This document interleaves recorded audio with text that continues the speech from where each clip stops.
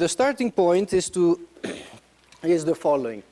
You know something about the world, and based on what you know, you set up a probability model and you write down probabilities for the different outcomes. Then something happens and somebody tells you a little more about the world, gives you some new information. This new information in general should change your beliefs about what happened or what may happen. So whenever we're given new information, some partial information about the outcome of the experiment, we should revise our beliefs. And conditional probabilities are just the probabilities that apply after the revision of our beliefs when we're given some information. So let's make this into a numerical example. Inside the sample space, this part of the sample space, let's say, has probability 3/6. This part has 2/6, and that part has 1/6.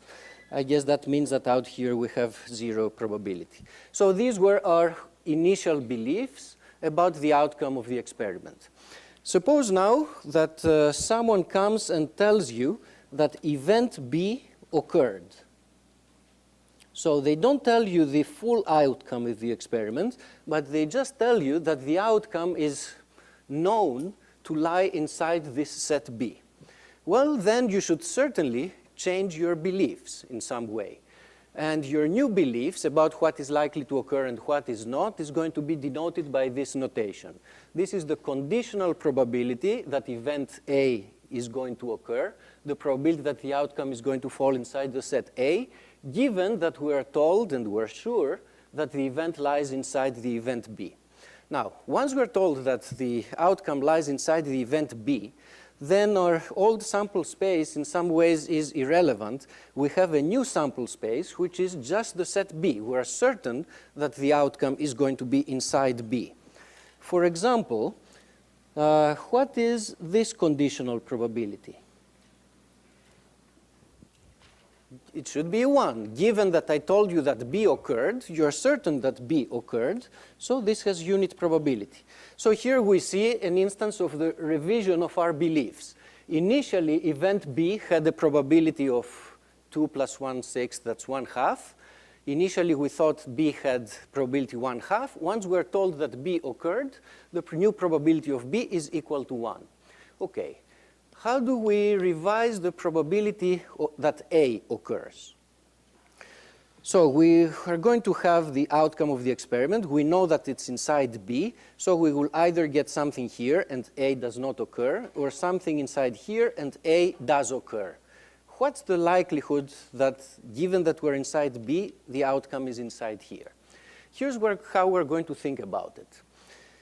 This part of the set B, in which A also occur, in our initial model was twice as likely as that part of B. So outcomes inside here were collectively were twice as likely as outcomes out there. So we're going to keep the same proportions and say that given that we are inside the set B, we still want outcomes inside here to be twice as likely as outcomes there. So the proportions of the probabilities should be 2 versus 1. And these probabilities should add up to 0 because together they make the conditional probability of B. So the conditional probabilities should be 2/3 probability of being here and 1/3 probability of being there. That's how we revise our probabilities. That's a reasonable, intuitively reasonable way of doing this revision. Let's translate what we did into a definition. The definition says the following, that the conditional probability of A that given that B occurred is calculated as follows. We look at the total probability of B, and out of that probability that was inside here, what fraction of that probability is assigned to points for which the event A also occurs. Does it correspond to, does it give us the same numbers as we got with this heuristic argument? Well, in this example, probability of A intersection B is 2/6 divided by the total probability of B, which is 3/6, and so it's 2/3, which agrees with this answer that we got before. So the formula indeed matches what we were trying to do. One little technical detail. If the event B has 0 probability, then here we have a ratio that doesn't make sense. So in this case, we say that conditional probabilities are not defined. Okay. Now, you can take this definition and unravel it and write it in this form. The probability of A intersection B is the probability of B times the conditional probability. So this is just a consequence of the definition, but it has a nice interpretation. Think of probabilities as frequencies. If I do the experiment over and over, what fraction of the time is it going to be the case that both A and B occur?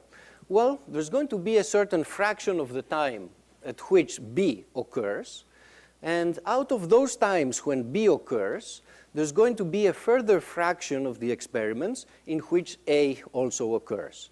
So interpret the conditional probability as follows. You only look at those experiments at which B happens to occur, and look at what fraction of those experiments where B already occurred, event A also occurs. And there is a symmetrical version of this equality. There's symmetry between the events B and A, so you also have this relation that